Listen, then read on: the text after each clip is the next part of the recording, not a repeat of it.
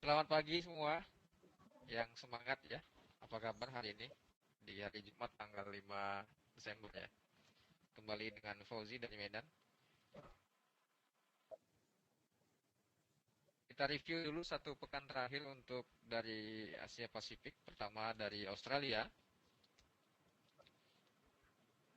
Di hari Senin, total keseluruhan data dari mulai Company Operating Profit ini banyak usaha-usaha dari perusahaan-perusahaan yang terdaftar untuk melaporkan kegiatan usahanya. Ini ada peningkatan pendapatan, kemudian eh, di sisi lain seiring dengan kenaikan pendapatan ada ekspansi untuk pembangunan perumahan dengan izin baru yang bertambah sangat signifikan sih. 200% saya kira di sini ada kenaikannya. Kemudian ada current account yang mengalami kenaikan Muted. masih defisit tapi ada surplus dari minus 13,9 billion ke 12,5 billion, ada kenaikan 0,6 billion Australian dollar. Kemudian tingkat suku bunga Australia dari Bank Sentral masih dipatok 2,5%. Kontraksi GDP kuartal to kuartal juga mengalami penurunan 0,5 ke 0,3%.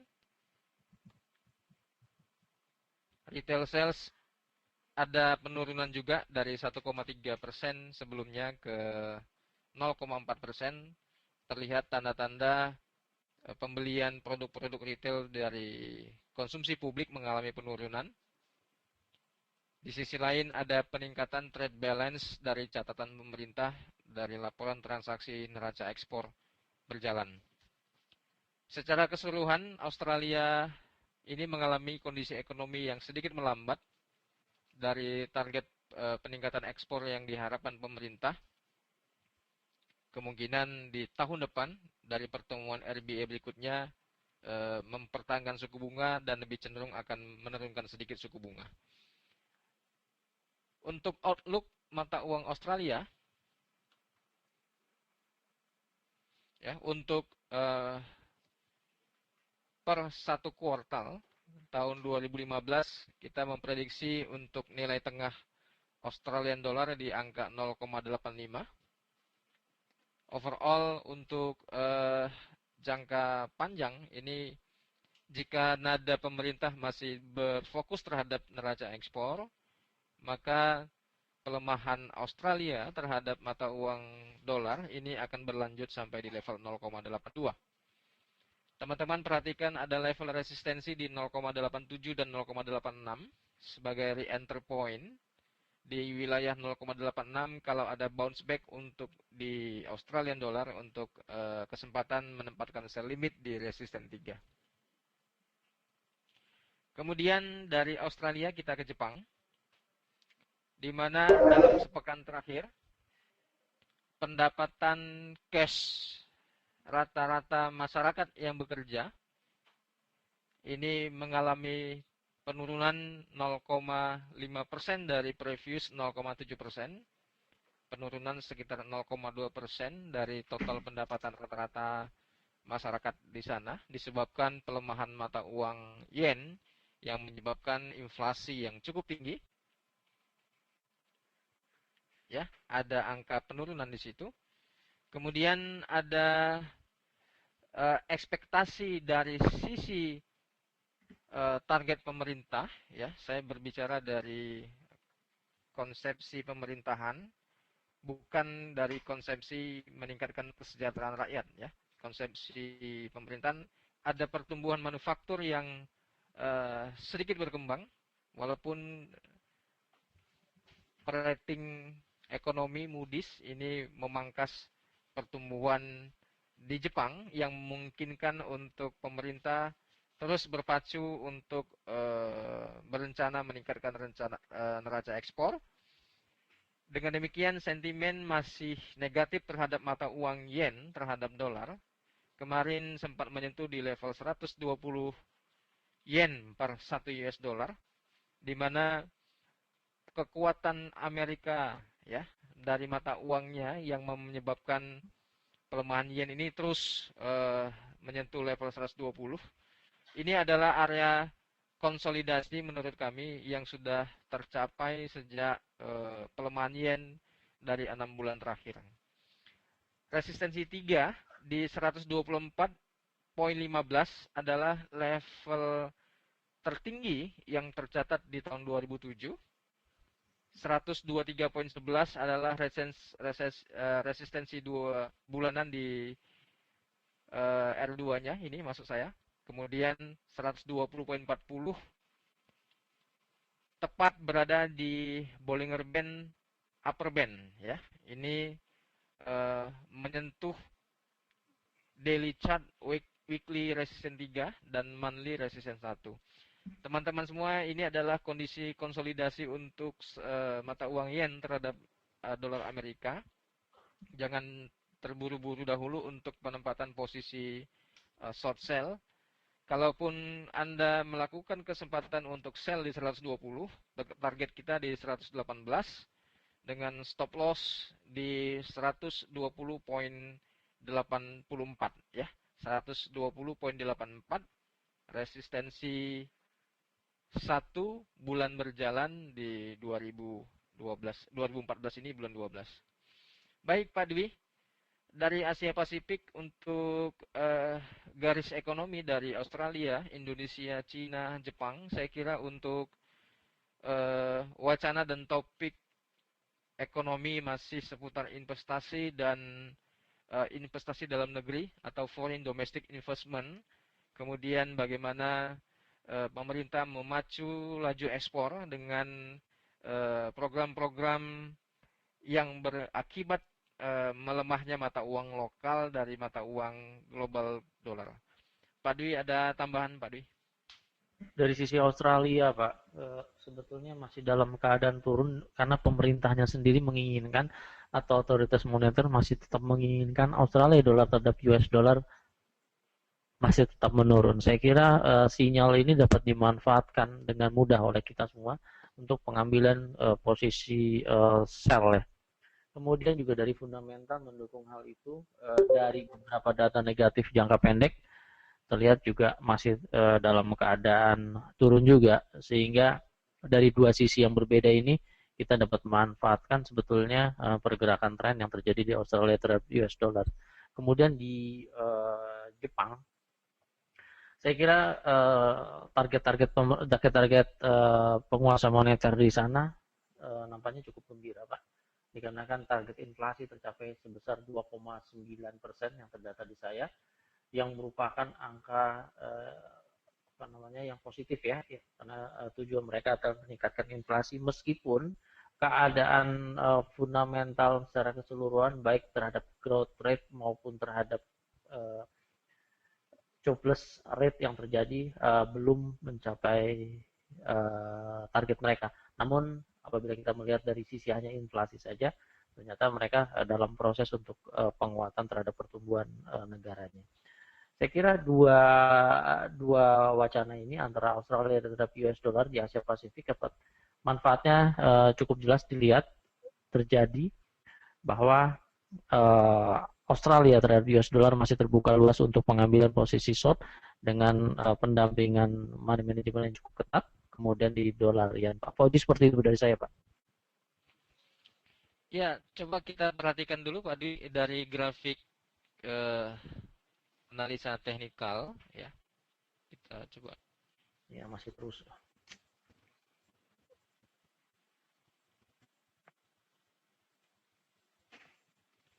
Dari teknikal ya, di mana formasi envelope yang masih menunjukkan penurunan lebih lanjut, kemudian ranging area di 0,87 dan 0,84 sudah dia tinggalkan. Saya rasa ini adalah waktunya teman-teman memperhatikan keseriusan sentimen market dalam menyikapi fundamental dan kebijakan moneter di Australia. Ya, saya kira ini adalah area konsolidasi mata uang Australia pada saat uh, laporan dan target pemerintah jangka pendek dan jangka menengah menyebabkan negatif mata uang Australia, ditambah lagi Philip Lowe kemarin yang masih menyatakan arena 0,85 ini masih cukup tinggi untuk target pencapaian ekspor.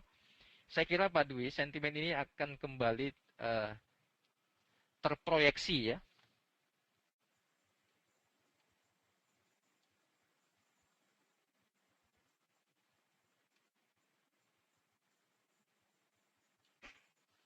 Ya, saya kira ini akan terproyeksi menyentuh area level di 0,8230-an dari wave flat market selama kurang lebih 1 bulan ya, atau 20 bar ini, 20 bar, 20 bulan, 20 hari market terkonsolidasi, kemudian sudah melewati batas wilayah 0,8470-an, memang sudah di level area oversold di sini.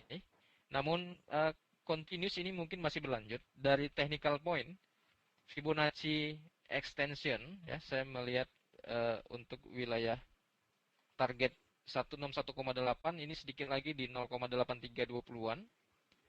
Saya kira untuk downtrend maksimum ini tingkat panik level dari trader falas ini menyentuh 0,8080-an. Pak Di, ada komentar barangkali dari target 0,80-80-an ini yang menjadi wilayah incaran reversal untuk mata uang Aussie. Coba kita lihat dari historical ya Pak Dwi. Barangkali level ini pernah disentuh sebelumnya ya.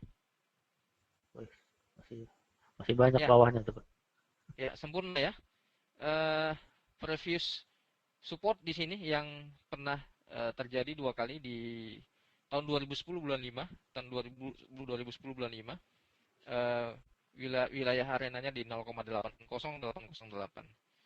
Ini outlook untuk jangka menengah dan jangka panjang untuk mata uang Aussie. Teman-teman semua, jika ada rebound di mata uang Aussie menyentuh level 0,8470-an, saya kira ini adalah re-enter point untuk sell kembali.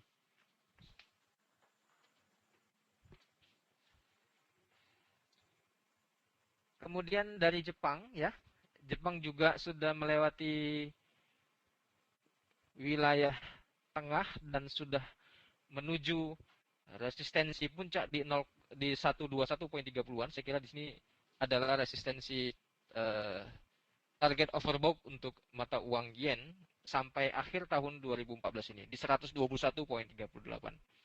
Kemudian untuk Nikkei yang melewati 17.500 dan 17.800 akan ada korelasi positif dari pelemahan yen dengan target maksimum pembulatan kita di angka 18.000. Saya rasa di sana traders akan melakukan profit taking. Untuk Hang Seng juga masih terkonsolidasi, terlihat situasi market yang terus berupaya mengambil kesempatan untuk exit dan spekulasi ya. Dari 24.200 kebanyakan traders yang sudah long position 6 bulan terakhir ini melakukan exit point. Kemudian spekulasi buyback menjelang akhir tahun atau window dressing di wilayah 23,6 dan 61,8 masih terkonsolidasi di wilayah ini sebesar 1.100 poin untuk di indeks Hang Seng. Teman-teman semua, ini cukup volatile. Perhatikan money management dan strategi jangka pendek yang Anda terapkan untuk di indeks Hang Seng. Skenario untuk short sell masih di wilayah 24.200 dan 24.300. Baik Pak Dwi, sebelum kita masuk ke zona Eropa, ada tambahan? Tidak ada, Pak, lanjutkan aja.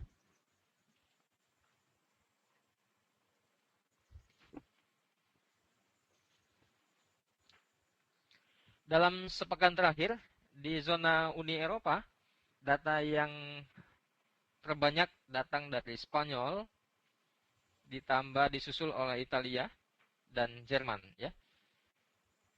Overall, Spanyol dan Italia mengalami recover untuk data manufaktur ya, masih di sisi produsen ya, atau eh, manufacturing, industrial, kemudian factory ya.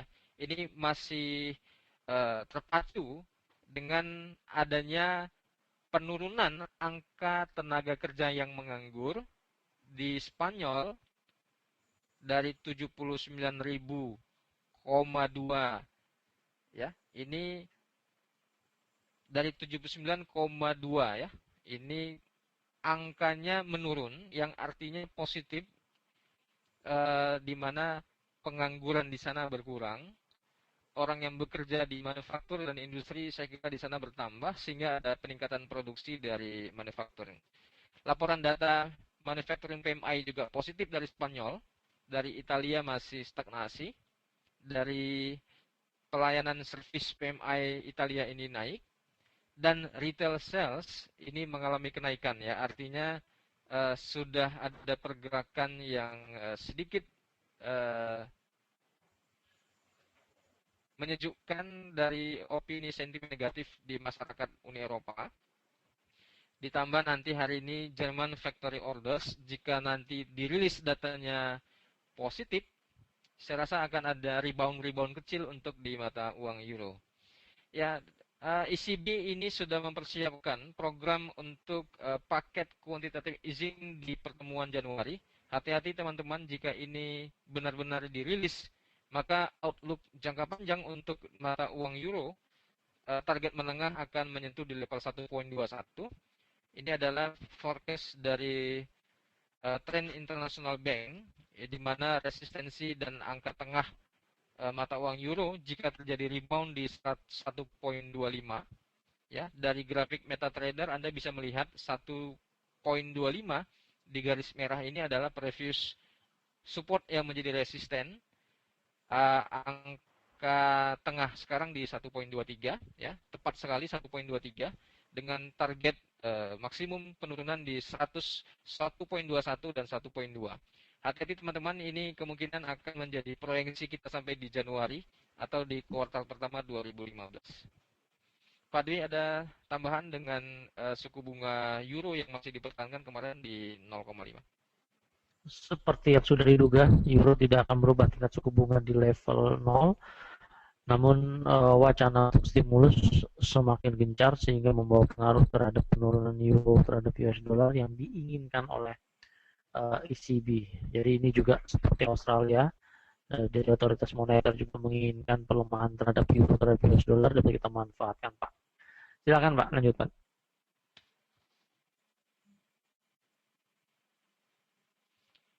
Kemudian dari dolar indeks ya, ada penambahan posisi dari seluruh hedge fund dan trader yang menggunakan basis mata uang dolar. Ini menambah pengalian ke sektor US dollar untuk sentimennya ya. Sehingga resistensi di 89 ya, 88, 89 ini sudah dia lewati, dan sekarang untuk dolar indeks ya, kalau kita perhatikan di 88.70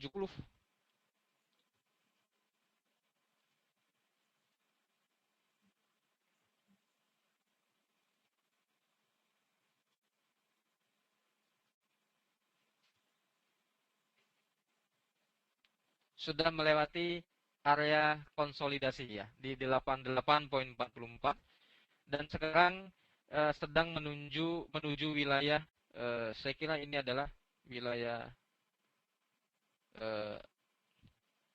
upper room ya. Ini saya lebih enak membuat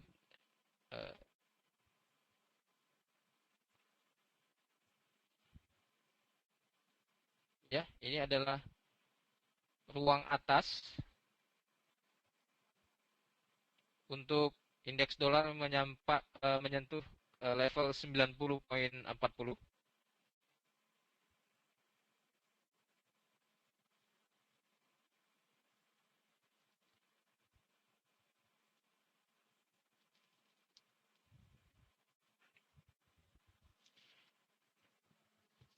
Halo Pak Dwi.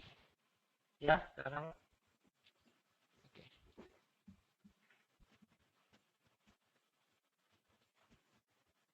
Sorry, sebentar.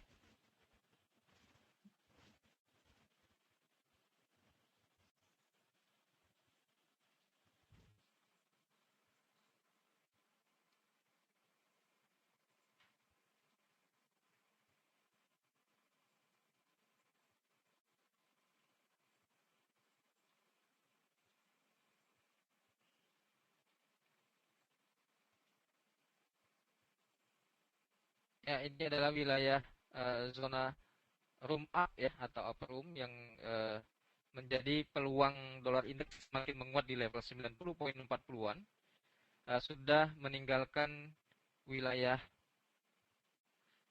konsolidasi ya di batas wilayah ini di 87 dan 88. Kemudian zona support yang terbentuk dari 8752 ini sampai ke bottom room ya wilayah ini. Dan ini memberikan tanda bahwasanya dolar indeks akan melanjutkan penguatannya sampai di akhir tahun. Setidaknya sebelum volume market mengalami negatif ya dari garis histogram menuju ke zona level 0,00% ya untuk MACD-nya. Pelemahan ini akan menunjukkan seiring dengan divergensi dari target dolar ke 90. Saya rasa ini untuk wilayah overbought di dolar index di 90.40. Kita masuk di oil, masih bertengger di 66.66. Ini adalah angka tengah yang kita forecast dari sepekan terakhir.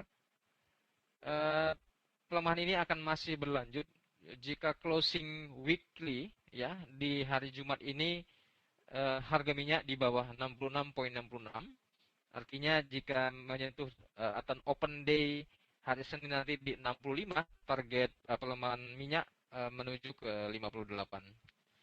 Kemudian di emas, saya rasa juga sudah ada perlawanan ya, di mana channel envelope-nya sudah menunjukkan congor ke atas ya. Ini sorry maaf, maksud saya ini ada mengarahkan ke atas ya, yang menjadi signal baru kepada kita wave sebesar 78 dan 79 dolar per troy ounce ini menjadi kesempatan kita untuk menghitung dan mengkalkulasi modal yang pantas untuk skenario buyback di emas di wilayah 116.70. Ini rekomendasi kita untuk buyback di emas di 116.70 dengan stop loss di 1142. Saya rasa ini adalah kesempatan untuk menyusun money management. Kemudian kekuatan modal sebesar 7.800 dan 8.000 dolar per satu lot dengan skenario buy entry pertama di 116.70 atau di 1168.00. Demikian morning briefing dari Medan, Pak Dwi, bisa disimpulkan. Oke, terima kasih Pak Fuji. Kupasan terhadap market fundamental maupun teknikal. Kesimpulan yang bisa didapat untuk hari ini adalah di mata uang Asia Pasifik, Australia terhadap US dollar masih dalam keadaan drop dibantu dengan fundamental maupun secara teknikal. Kemudian keadaan di dolar yen juga masih terus mengadakan penguatan dolar terhadap yen.